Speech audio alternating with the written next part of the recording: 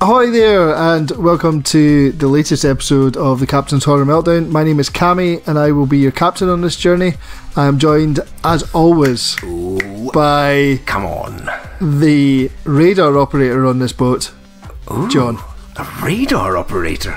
Yeah, so wow. You're going to be you're going to be making sure we don't hit anything on the way through this episode. Okay. So I hope you've taken lots of notes. It seems like more often you're coming up with jobs where I am sort of kind of in charge of navigating the ship.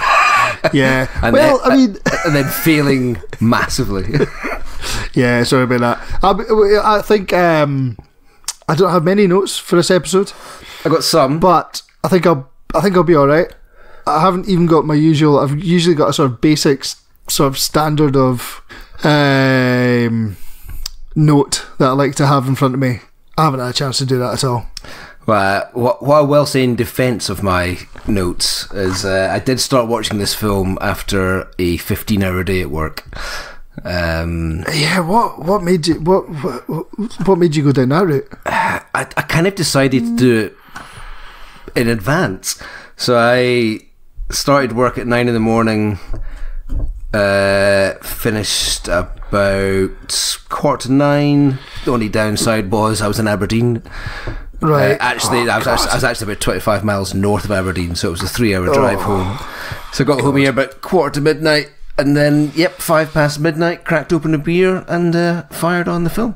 So we'll see what I can make. I've already looked at my notes, as I've told you before we started, and I already can't read some of them. Yeah, oh gold.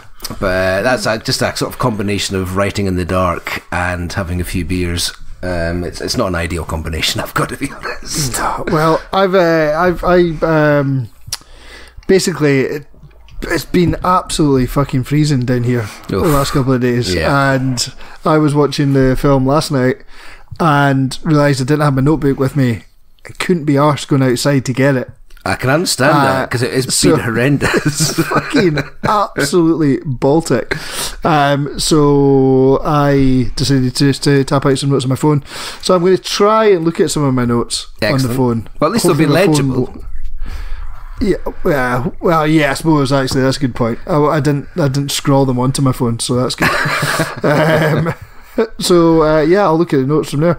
And I guess I know already, because we've had a little chat before we come on, but you said you don't have that much news from this week. I don't really have much news. I mean, to the point I can't even remember what the fuck happened. But I was interested in your story about sleep last night. Ah, yes. So, I thought I watched this film last night, went to bed, fell asleep, woke up at 7 when my alarm went off. Marianne, my wife, said she had a terrible night's sleep. And I was like, oh, you're sleeping soundly when I came up here. And she was like, yeah, but I was until your night terror. And I was like, fuck, here we go. God. See, and I've got like a long history of night terrors. I don't think I really knew this about you. I've heard bits and pieces, but I didn't realise it was quite as involved. Yeah, well, I mean, I wouldn't say they're frequent. I maybe get like maybe 2 or 3 a year, something like that, but just completely random. There's no rhyme or reason to them, really. But usually they involve me. They're extremely vivid, and usually involve either someone being in the room, or more often an animal being in the room. Right. And like, I went through a long phase of thinking there was either a snake under the covers, or this one people often find amusing, and it's ridiculous. I'm looking forward to it already. But there is I had a recurring one, which I've not had for a long time, where I thought there was an incredibly small dog running sort of under the pillows and jumping out and snapping at me, and just like being like basically all around my sort of face and neck. So when I get these night terrors, or like if I see people in the room, I quite often speak to them or shout at them, scream at them, throw things at them. Shit.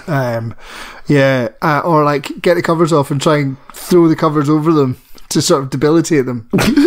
But anyway, I did, and basically as soon as I come to, like, this basically happens in my sleep, and then as soon as I come to, I pass out into a really deep sleep again, almost straight away.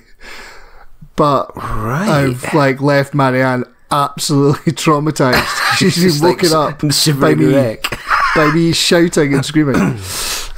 So I didn't remember it at all, and it transpires. I remembered after she told me, but it transpired I thought I was getting electrocuted through my pillow. Wow. Yeah, totally. I remember thinking, like, waking up and thinking that I was stuck to the pillow because it was electrocuting me. It's quite ridiculous. Is that sort of maybe it's just memories of prison, perhaps? Oh, maybe. God. Well, I mean, I certainly I hadn't even been drinking or anything. Didn't even have a single drop. Will we move on to the movie then? Yeah, let's do it.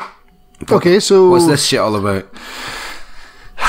This episode, we are talking about Street Trash.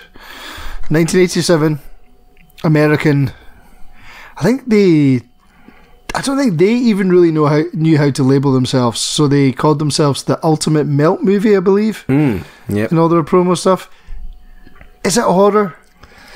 I don't know. kind of a bit of a horror. It's just, I think the premise is definitely a horror film, no question about it. But yeah, the way it's done is slightly unusual, I think, to say the least. Yeah, horror comedy, it says here in the back of the box.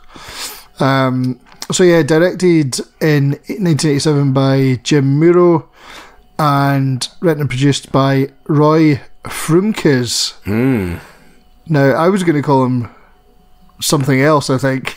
But then I watched the documentary and discovered it's Frumkes, I believe. Yeah, and what was your history with this film? Have you seen it, Street Trash, before, John? Well, I'm trying to figure out. I think it was definitely of a time when we were watching general bollocks from VHS rentals. I'd be surprised if we didn't watch it together, to be honest. Yeah, well, I was sort of racking my brain about it, and I actually I managed to trace it back. Actually, I owned a VHS copy of it. Right. And get this, I bought it at the Kelso Sunday Market. Classic. It was in a cardboard carton, so it shows you how cheap a release it was. I think it was... Was that one of those, like, slip cartons? Or the slip cases, yeah. By, I'm tempted to say Embassy or something like that. I can't remember what the label was. Cheap as fuck label. And I bought it. I bought Street Trash and Dawn of the Mummy at the same time. That's quite an advanced memory. Yeah, totally. But it just sort of stuck in my mind because I remember just being at the car boots. Well, it wasn't a car boot sale, really, was it? It was just actually a proper market, wasn't it? A Sunday market. Being at a Sunday market and like being presumably with my folks and being like, oh yeah, I want to get these films, and I'm just being like, yeah, right. It's a bit, it's just, it sticks in my mind because it was very rare to get cardboard slipcases. Yeah, totally. Those cardboard cartons. There was only like really, it was almost like really super cheap kids films and stuff. Yeah, or like you would come in them, or cartoons and things. Budget ranges of films started to come in like that as well. But yeah, man, I totally forgot about those until you mentioned. Yeah, totally. So that was my. So I definitely had it, but I can't remember when. I do have memories of you being a big fan of it. That's for some reason. Yeah. I would say it was probably early 90s that I picked those up. I'd imagine. Yeah. About that sort of time. I do remember you had quite an enthusiasm for it. Yeah, totally. Which I don't think my enthusiasm stretched as far. No. And I'm struggling to remember. Well, actually, no. The last time I watched it was the early hours of Sunday morning. But other than that, yeah. Well, no, I don't think I'd seen it. I don't think I had seen it since the VHS days. I certainly never owned it on DVD. I don't think. Nope. I definitely didn't. Well, it was quite interesting coming back to it it's not entirely the movie that I remembered. No, I think I'm much the same in a way. I kind of... It was difficult because I knew I had to find some time to watch it. Let's be honest, 5 past midnight after you've been working your tits off is not an ideal time to start watching a film. But I thought, no, I was actually looking forward to watching it. To be honest, I'll crack open a beer, watch Street Trash. Quite looking forward to this. Yeah. But yeah, I just not entirely. I don't know what I thought of it anymore. I mean that. So what are we going to... Will we try and sort of rattle off... I know we're ones for spoilers, but will we just try and sort of rattle off the story is the brief. Plot? It's pretty brief. That is almost non-existent, the story. Yeah. Essentially, the film follows... Well, our sort of hero is a bum. Yep. I think it's the best way to describe him. Who lives in a junkyard with his kid brother. Yep. And the junkyard is also home to... It's kind of like home to a sort of Mad Max style... Yeah, pretty accurate. Ragtag sort of gang of hobos with this sort of... sort of demented leader called Bronson. Yeah. And it's basically just their sort of misadventures, I guess. It's weird. It's like... Them kicking about in the street. Yeah. And then there's a subplot. Well, basically, the whole plot, actually, is them. And then this guy in an off-licence discovers a crate of booze behind the wall that's been there since the 1920s. Yeah. And he starts selling it for $1 a bottle. And something has happened to the booze, and it causes people to melt. Yep. And that is the story. That is effectively the whole story. I mean, it started life as a 10-minute short, and I've got to be honest, it kind of shows. It was because it's weird. It starts off. I mean, I love the opening scene of it. It's really cool. It's a really cool chase scene that they've got going on. And it is, and the soundtrack's really nice as well. Oh, the soundtrack is actually fucking great. Yeah. I really like the soundtrack. Yeah, that was one of my main notes I made. I really enjoyed the soundtrack. So you start with that chase, and obviously our main man has stolen a bottle of this stuff from the off license, which in turn gets stolen off him. And you see the guy drinking it on a sort of abandoned toilet somewhere. Yeah, it's like a derelict building. He sort of goes off into... it's actually... I really enjoyed that, him walking through the door. And then it sort of the camera pans out to reveal that there's actually no walls or anything. Yeah. Or there's like partial walls. It's just complete rubble. It's just a complete derelict building. Yeah. Yeah, that was a nice touch. And obviously he drinks the stuff and then, melt, I think is probably the best way of putting it. But it's weird. It's like it's not bloody. It's all the stuff that emanates from him kind of looks like, blue, red and green domestic paint. It does. It looks like poster paint or something. Yeah, totally. It's weird, man. Which will be interesting when we get to the James Ferman thing, because I could probably save this film a lot of cuts. Yeah. So that happens, and there's various other melting. It's weird. I mean, I've got to be honest. You kick off with that, and then fuck me, does this film grind to a halt? It does. There's a massive. We've got like a pretty full-on start, and then quite a long, heavy-duty lull that is punctuated with some like pretty offensive stuff. Super offensive stuff. Really fucking offensive. I mean, I recall you sending me a text through saying that it was a hell of a rapey. Yes, it was. Yes. Obviously, our main man picks up a drunk lass that comes out of a bar or a restaurant or whatever, and he has sex with her, and then you kind of see all the hobos like descending upon her. Oh, it's absolutely horrendous. You don't see the act, but the suggestion was just like, oh god. And then especially in this day and age where you've kind of got, she's obviously massively inebriated, and I think we all know various news stories that come from that kind of a thing. Yeah, totally. I know actually it's funny that the minute that it's interesting to wonder how differently that plays now than it did in 1987.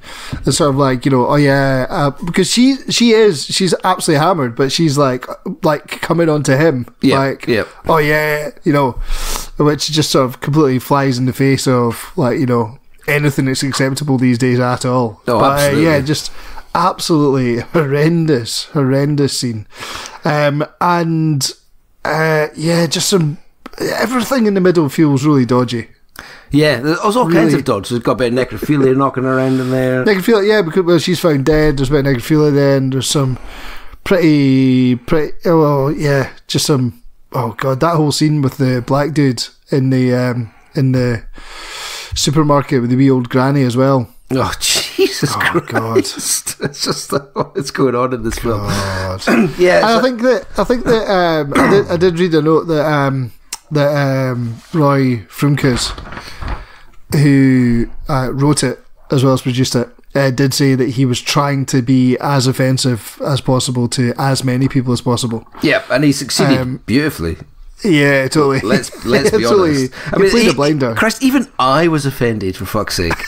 I know, totally. I was so watching it going, oh my god. Oh. It certainly picks up towards the end again. It does. It's got quite a wild ending. Fairly classic for its time period. It's lots of bits and bobs happening in the middle, but nothing really moves forward, and then suddenly whack, 15 minutes of chaos. It's definitely so of its time. It's unbelievable, really. I mean, it's just absolutely, completely typifies that whole sort of that even just the look of New York and everything in it. You're just like, it's just got that griminess that's just amazing. And I actually really it reminded me of several films, reminded me of Combat Shock quite a lot. Yeah. And also Vigilante and stuff like that as well, in terms of the locations and everything. And the location work in it is absolutely fantastic. I mean, I think it was his director's dad owned the junkyard that it was all filmed at. That's right, yeah. And the sets and everything are amazing. I mean, it's no matter the thing that actually blows me away is no matter how offensive the content is in it, it's a really fucking well made film, and it looks fucking amazing. Well, that's one of my notes is oddly accomplished. Because what's the name of the director again? James Muro. James Muro, and this is his. Am I right in saying this is his first and only film that he's directed? Yes. Well, it's certainly his first film. I think he's directed other stuff after, but no, I don't think features. I think he's directed TV. Yeah. So I mean, what actually brought it back home was reading a bit more about him, and what I didn't realise, and just watching it, going, wow, there's some really great shots, fluid stuff going on here, and he's actually a Steadicam operator. Yeah, and he was a famous one. Yeah, super famous, probably one of the most famous. And this is where he started out. And yeah, I mean, he went on to. I mean, he went off to do. Well, if you look at his resume, it's absolutely unbelievable. I'm just going to bring it up just now because he went off and did lots of stuff with James Cameron, didn't he? So, yep. So actually, starting very much in our realm. So. Directing Street Trash, doing Steadicam in Brain Damage, classic. Oh, Maniac, really? Okay. Maniac Cop, classic. Yep. Friday the 13th Part 8, The Abyss, Young Guns 2, Blaze of Glory, Dances with Wolves, Predator 2, The Doors, fuck me, Terminator 2, Point Break, JFK. Raising Cain, Sneakers, A Few Good Men, Falling Down. I mean, he is just fucking True Lies, Casino, Clueless, Strange Days. Oh, what? Casino, that Heat. That shot in Casino. Yeah, that was exactly. Him. Holy shit. That was him. Fucking Heat, hell. LA Confidential, Titanic.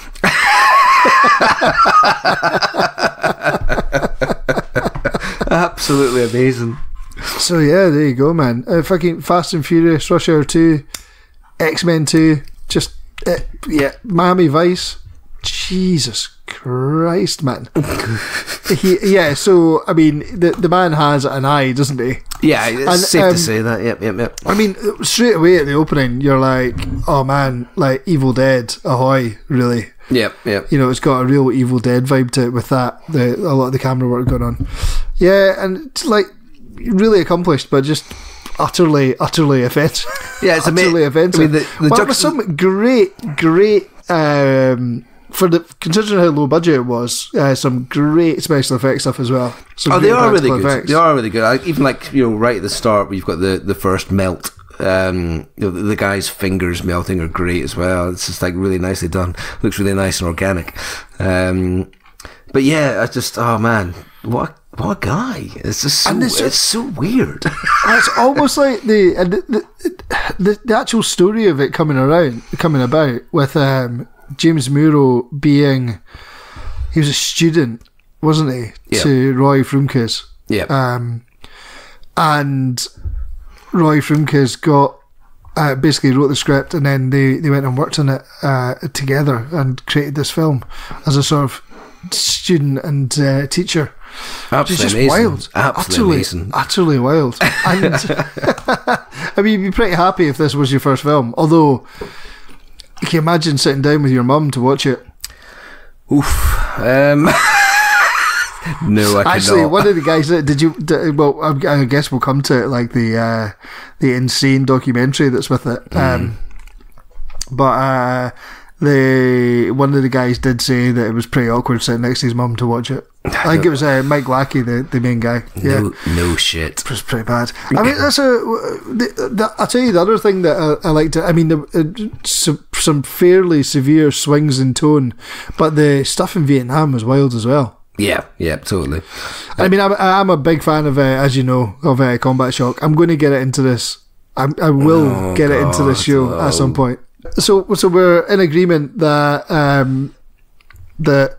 for a first time film, and it's, you know, it's well directed. You can't argue with it. It was well made. End of story. That was the thing that I kept wrestling with. It was like, I'm looking at this, I'm like, I'm not entirely sure I'm enjoying it, but I cannot deny the fucking skill that has gone into making this film. Totally. And I mean, I love, like, you know, fucking trash or psychotronic movies, I guess. That being just a weird catch-all for a lot of just weird shit, but like, I love just like bad and weird, and you know, it was just certainly not bad, but like that sort of, like anything sort of remotely transgressive or whatever, and I just really enjoy it. There's so much to enjoy about this, but there's so many problems at the same time that I'm kind of conflicted. I think overall I do like it. I can't really imagine watching it again anytime soon. No, I think that's I'm probably like, standing in the same place, to be honest. And I think you'd mentioned, like, I think you'd said it's not as funny as it thinks it is. Yeah. And I don't know if that's just a sort of distance thing now, do you know what I mean? But a lot of the things that are clearly meant to hit home as funny, just you're like, oh man. Oh, so like, just jaw-droppingly offensive for you, isn't it? But it's like really well shot, well directed. It looks fucking great, and considering, like, I know we've had a lot of first time films on the show so far, but it seems that almost everyone involved in this was doing something for the first time.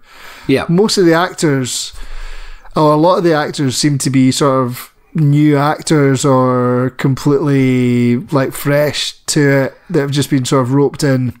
Yeah, it's just like really excited to do it, you know. It's and stuff like that. Even like, which we'll come to, I guess, with the documentary and stuff. But it is very much like everyone's just piling in.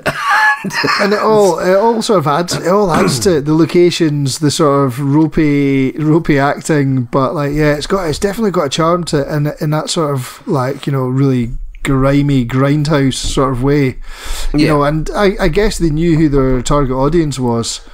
Really? Who the fuck was that? Oh man, the grubby bastards of 42nd Street, I guess. Yeah. Do you know what I mean? Although this must be at the very, very tail end of that whole sort of era. Yeah, you know that's right. Actually, yeah, I would have thought so.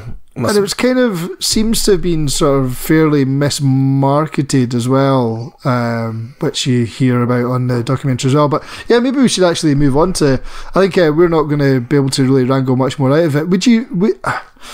It is a weird one. I did notice, I was on Letterboxd looking at some of the reviews the other day, and I did see someone saying that it's just tricky in that you want to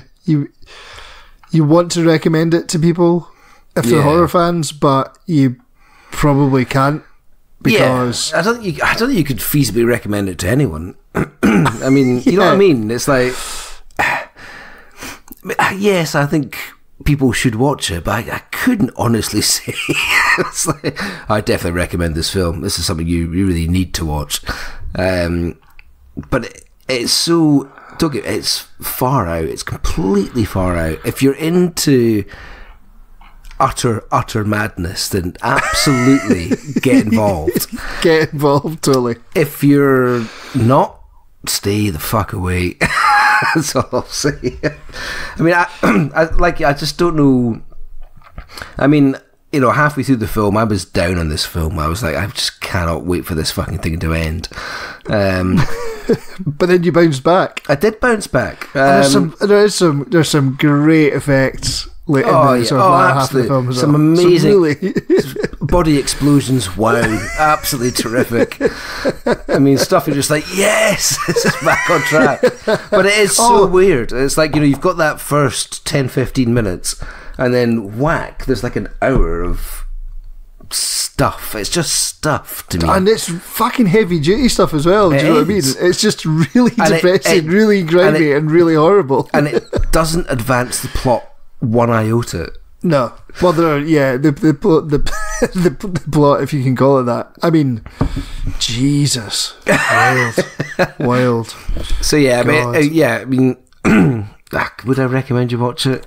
If you listen to this, of course I fucking would. Of course I recommend you watch it. Exactly. Yeah, if you're listening to this and you haven't seen it, then guys, get it watched. It's really fucking wigged out. Yeah, it is. And I guarantee everyone's reaction will be different to it. I think it's, especially in this day and age, it's just weird. I find it. Yeah, just be sort of careful you don't watch it with anyone that's going to get easily offended, I would imagine. Yeah, like your kids. Yeah, actually, they might like it. There's some you never know. Interesting melts going on. See, they might be into it. But yeah, but I mean, what I'm going to say is I can't see me watch it again for a long time. I mean, it's certainly of its time. It's a good example of a fucking wild movie. A wild movie. And the thing is as well, that I think if you were to watch this, I'd love to see this at a festival.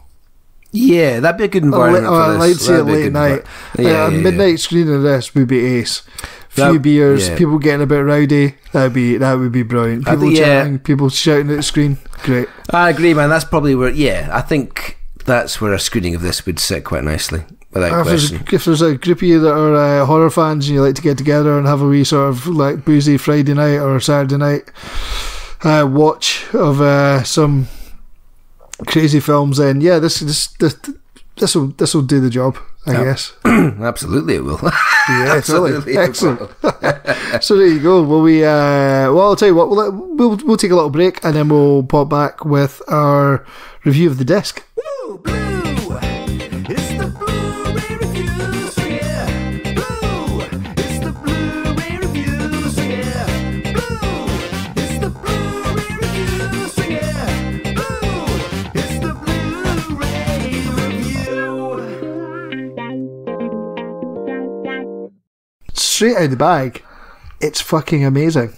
Yep, it is I mean, for a film like this, holy shit. This could be our best Blu-ray yet, actually. Yeah, I think it probably is. It is unbelievable. And so, for the record, I was watching the US release by Synapse. Oh, I was going to say, is that the special Meltdown edition? It is the special Meltdown edition. Yeah! So there you go, the special Meltdown edition, which I picked up a wee while ago. I don't actually... I think I just picked it up on a whim, actually. No idea why I picked it up. I didn't pick it up for this. Do you not Already usually... had it. You just generally pick up things at a whim, don't you? Yeah, totally. And my edition, I think probably the only thing that differentiates it from your edition, John, is mine comes with a Tenafly Viper sticker. Yeah, I was going to ask you about that. Can I have a look at it? Yeah, you can. Here it is there. Did you say, yeah, you cunt? Yes, I did. Yeah. Excellent. For the record, he has shown me the sticker, and it's lovely. Yeah, it's great. So you can stick it on your own bottle. It would go perfectly on maybe a little half bottle of Buckfast. Buckfast, yep. Yeah, totally classic. Those of you who are listening in Scotland will be very aware of the incredibly lethal fortified wine, cheap fortified wine that has almost ruined our nation, called Buckfast. Anyone from outside the country, basically it's an incredibly strong fortified wine. It's not even that strong, really, is it? It's 15%. Yeah, but it's got a lot of caffeine in it. It's got a fucking lot of caffeine in it. So you get drunk and high at the same time. And high. Yeah. And it's made by monks. Yeah. In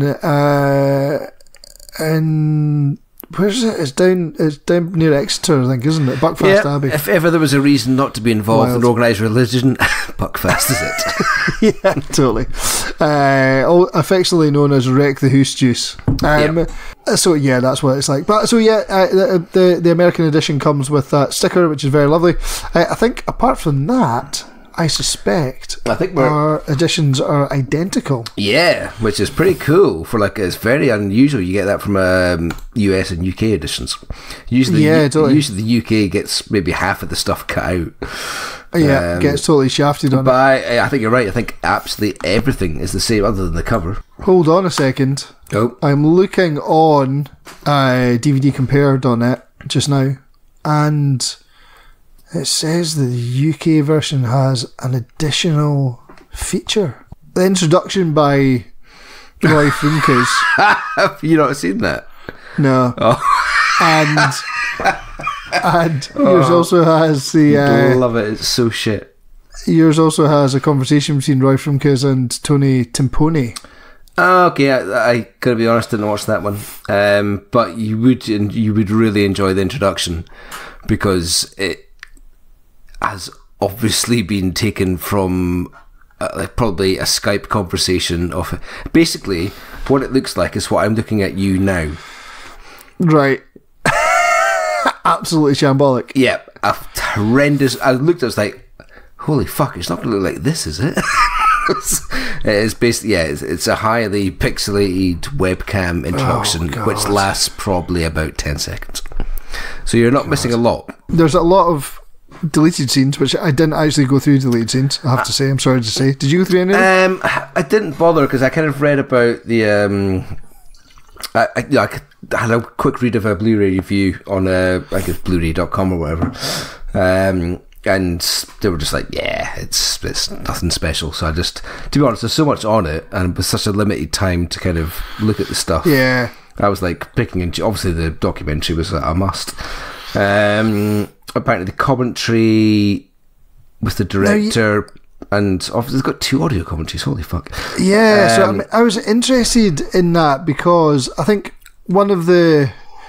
I'll let you continue with that, but one of the sort of notable things about the incredibly thorough, like 2-hour plus documentary on the making of this is that it does not feature the director. Yeah, it's interesting. But then weirdly, I read that you won't gain any more information. Right, okay. from either of the commentaries? Not really. It's basically all covered in the documentary. So. All right, okay, great. I would actually be interested in listening to James Muro's take on it. He was obviously like a young guy. I think he was like 19 or something when he made this. The original 16mm film that it was based on is featured here as well, which I did enjoy, and it's a proper like student film, really, isn't it? I mean, it's quite out of focus often, and just pretty ropey. I found it interesting because it covered as much plot as the feature length version. yeah. So the promo teaser was great as well. Actually, it's quite interesting that it was shot to help raise funding for the film.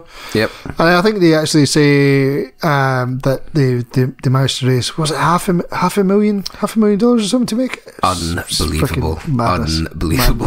Totally. Because I was like, what are they going to raise, like 20-30 grand or something? What the fuck? $500,000. Yeah, totally. It's wild, isn't it? Wild. And then we've got the Meltdown Memoirs, which is the feature-length documentary. But interesting as well, because we haven't mentioned this so far, but Roy Frumkes, we've both seen his work before on through Document of the Dead. That's which true. is the of incredibly thorough and great documentary about Dawn of the Dead, which is absolutely fantastic and definitely highly recommended. Yeah, if you can get a hold of it, absolutely brilliant. Yeah. And so he's obviously tried to do a bit of the same number on this, and it's actually incredible, probably because he was their lecturer. The amount of stuff, like archive material that's available for this documentary, is unbelievable. Well, like down to storyboards and everything. It's like wow. It's honestly, and loads of I pretty much enjoyed it more than the film. I'm gonna be honest, but it's great. I just like watching that kind of thing, I guess. But yeah, all the stuff they've got there, it's fascinating. Behind the scenes stuff. You're like, wow. It's like to think that it's man. You got to remember this was made when the DVD came out, like I think 2005. Yeah. So it's quite old now, this documentary. But yeah, some absolutely fascinating stuff in it, and I love just seeing how inexperienced everyone was, how they all just sort of gone with it and mucked in.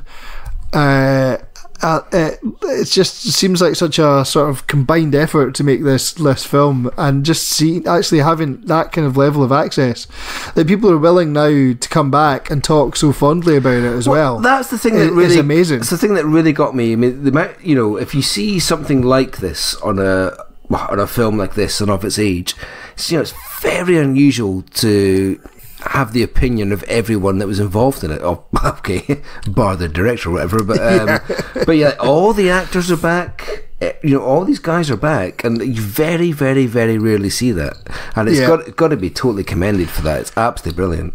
And they've all got great memories. They've all got very fond memories of it as well. Yeah, it seems like the process was great. It's like just been like a fantastic summer for them all. Shooting it.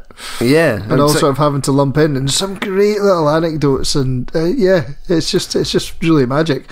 I really like some disturbing as well. Like, I mean, the woman that's involved in the aforementioned rape sequence. Just her telling the story about being attacked in New York and then it all coming back to her when she was filming it and everything. It's God, absolutely horrendous. Yeah. But she's one of the most enthusiastic. like people about the film. You think you're going to get into some like mad traumatic sort of PTSD story or something there, but she's just like, yep. Fucking what a great time we had making the film. And you're like, what? What? Yeah, loved it. Absolutely loved it. Can we also just mention fucking Bryan Singer? Yeah. Bryan. Yep. By the time they made that film, he was a big fucking director already. Yep. By the time they made that documentary, he's just sitting there talking about being basically the runner on it. Yeah. It's unbelievable. it's totally, and it's not like they've just got him for 1 minute. No, he's on there. The whole, he's through the whole documentary. It's just absolutely nuts. And yeah, thoroughly entertaining. Like you said, actually, probably more in some ways more entertaining than the actual feature. And when it comes to the actual feature, I was utterly blown away by the quality of this disc. I'd read about it. I'd read about the process of going. I think it was delayed quite a lot in the States, and it's the same transfer, and it kept getting delayed. But they kept kind of showing little what they were doing with the transfer, and it was absolutely mind bending. They're showing footage of the before and after footage. It's just absolutely incredible. It looks phenomenal for like you say, for a film of this caliber, of this sort of trash status. There's there's like Oscar winners that don't look as good as this after restoration. It's unbelievable. I mean, as I said, the guys that restoring it were like putting out. Actually, they started putting out bits of video before and after, and I was just like, "What the fuck? How have you achieved this?" I mean, that is absolute painstaking wizardry. And I can, honestly, I mean, I would love to be able to do stuff like that. Oh, yeah. I mean, what heroes these guys are, man. It's just like, I did find that the 5.1 surround track that it defaults to when you load it up was much quieter than the original mono soundtrack. I think one of the notes I made was that the audio, certainly for the first 5 minutes, is actually really bad. Yeah, I mean, I'm not saying bad. I had to switch out. Not bad as in sort of like it's distorted or whatever, but it's just like it sounds like it's been recorded from a device that was many miles away from the actors. Yeah. And it is, it's quite distracting. I didn't actually switch back because actually it got a lot better quite quickly. All right. I think overall, I think it's going to be a 2 thumbs up from both of us, isn't it? On this, really. If you're a fan of the film, it's a no-brainer. I mean, if you're a fan of the film, I'd be absolutely stunned if you didn't have it already. If you don't have it already, but if you think you might be interested, then fuck, it's cheap enough to just. Yeah, just get in your collection. Give it a bash, isn't it? Let's move on to our final section. What would James Ferman think? James Ferman was the director of the British Board of Film Classification from 1975 to 1999. And we ask ourselves, what would James Ferman do? What would James Ferman do? What would James Ferman say? We ask, what would James Ferman do? Tell us, James, what would you say?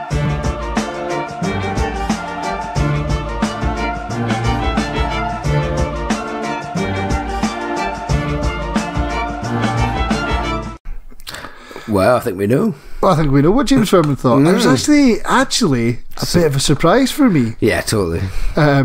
So the film came out. The film 1987 for the film.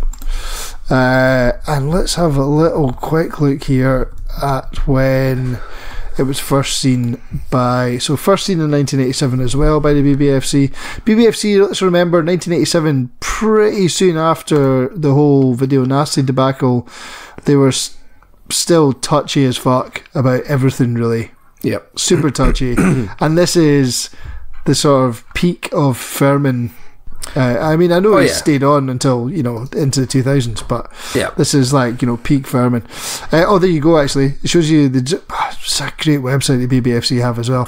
So it was actually, that old cartoon that I had was Avatar, was that released it, who were a budget company. Right. It was cut by 6 seconds. Yep, all pretty much the same scene, I believe. In UK, all the same scene, and it was and we didn't actually mention it at all. We didn't, because I knew it was going to come up here, so I thought we'd just leave it. It was, which can only be described as the Bobby sequence. There's a guy minding his own business, having a piss through a hole in a pile of cars, I think. Yep. Or something like that. He manages to piss on what the bad guy's girlfriend, I think it is, isn't it? And then bad guy cuts his knob off, and then there sort of ensues a sort of Benny Hill style, very much so, comedy game of sort of catch. Yep. Yeah. The guy's trying to find his penis to go to the hospital and get it stitched back on. People are just like lobbing it around. Oh, come and catch your penis. Hooray! Yeah. Well, he just runs around sort of holding his bloody crotch, sort of like in a sort of comical, give me back my cock sort of thing. It's just utterly ridiculous. And I mean, what did they cut from those?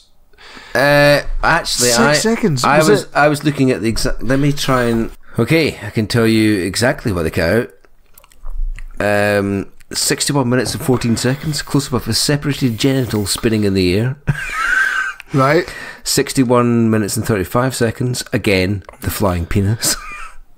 61:52. The third shot of the misused body part is missing as well.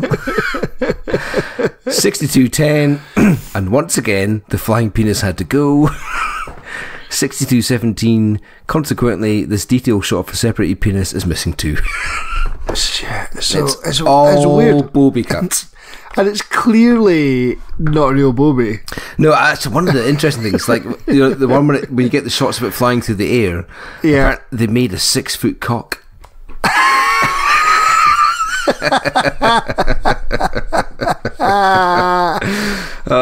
Lovely. Oh, that is wild. Absolutely wild. But yeah, I mean, so it unbelievably unscathed. I mean, that's you know, that's really, you know, not. If you were a horror fan in the 80s coming to this film and were pissed off that it was cut, you wouldn't really have much to worry about. All the gore is still left intact because it's not bloody. There's no blood involved, so it's just people melting. So there's no real problem with it. It's all strange. It's like there's no real. Yeah, it's not like red. It's all fucking weird colours when they're melting. I am surprised that Ferman wasn't more hot under the collar about the implied gang rape. Yep, me too. But I guess that only nowadays do you see what precedes that as potentially rape. Yep. But because of the inebriation, but I guess at the time back then it was probably, you know, it wouldn't have batted too much of an eyelid maybe, but there is like full nudity in that section as well, which I thought he'd have had worried about. There's melting breasts and everything going on there. Oh God. And I would have thought that he would maybe have been upset about the sort of whole necrophilia section. Mm-hmm. No, I would have thought so as well, but apparently not. But no. So there you go. Surprisingly unscathed. They managed to get it past. Maybe it's a guilty pleasure for Ferman. Guilty pleasure, totally. Yeah. I think the overall tone would have been enough to really fuck him off back then. But I think maybe because he was big into because he'd been a director in the past, hadn't he, and all that, and he had a lot of respect for. Claimed he had a lot of respect for artists. Maybe Frumke's been a lecturer at a film school. Helped ease it past. Who knows? Could easily be that random. You know, it's because he had some bizarre decisions for bizarre reasons, and that sounds like a pretty reasonable one in his sphere, anyway. But yeah, I was absolutely stunned. It was only cut by 6 seconds or whatever. Oh yeah, totally. So yeah, I mean, I think there's not much more to say in it, really. I mean, that was it. I mean, Ferman was probably hot. He was a little bit hot and bothered about it, but only by the bobby. Only by the bobby. I'm not keen on the bobby. And considering he basically led to the sort of legalisation of hardcore pornography in the UK. Yeah, you'd have thought he wouldn't have had that much of a problem with the bobby. I've always been very confused about the hardcore pornography legalisation because it was still cut, but in the weirdest possible ways. In that you could show ejaculate, but you couldn't show the ejaculate happening. but he spearheaded that all changing, I think. Oh, did it? Was it before that? It was the R18s or whatever. And R18s, yeah. And if it wasn't him, I apologise to his dead corpse and stuff. But I just always found it totally bizarre. It's like, yes, you can show ejaculate, but you can't show the ejaculation. So you could have like cum dripping off the walls, off children's faces, whatever. But as long as it's not coming out of a cock, we're all happy. Well, I think that's what, like, at the end, but it was like an unsanctioned trial that he did as well, where he started just sort of releasing hardcore pornography under the R18 banner. In sex shops and stuff. Uncut, and then basically got pulled up by the Home Office about it. I think that's actually was his downfall. But basically, the floodgates were open by then. I mean, not the floodgates, but I suppose like the internet's like eradicated all that anyway. But it just weird times. So yeah, Ferman not that bothered by street trash. Well, I guess surprise. But he was reaching for the scissors, so it's going to be it's an option 3 out of 5, I guess. It was 3 out of 5. Technically, it seems like a 0 out of 5, but he did reach for the scissors. He did reach for the scissors, and he did cut the film. So there you go. Yeah, there you go.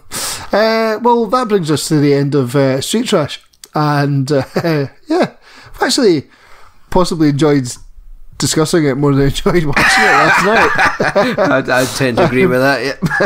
And going forward, we had originally our link for the next film was going to be 88 films. Yep.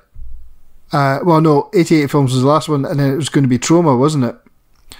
Was it going into Trauma? Were we going to Trauma? No, 88 films. 88 films this time round. Yes, that's our link. But we've got a better link. We've got a better link than that. Do we? We do have a better link than that. I look forward to it. So the better link is... So they said necrophile of course, in the film, who's called... What was his name? R.L.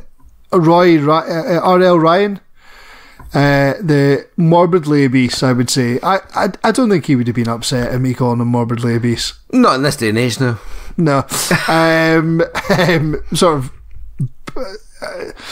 goody stroke baddie, I guess. He's goody in that he's not a villain until he turns to necrophilia, really. He's the owner of the junkyard. It does go downhill from the necrophilia for him, it has to be said. Yeah, God. Yeah, that's played for some pretty broad laughs, that whole section, isn't it? It certainly is. But he was a big player in the Trauma stable, apparently, and he's in The Toxic Avenger, which is our next movie. Hooray! And I am fucking looking forward to it, because I haven't seen Toxic Avenger since the VHS days for sure. I think I've seen it on DVD. Oh, have you? Yeah. Oh, cheeky. So probably only 15 years ago. Yeah. So thanks for listening, guys. It's been great having you along for the ride, and join us next time for Toxic Avenger. Yep, as Cammie says, we love riding you, and we shall be back for the Toxic Avenger. Night night. Cheers, folks.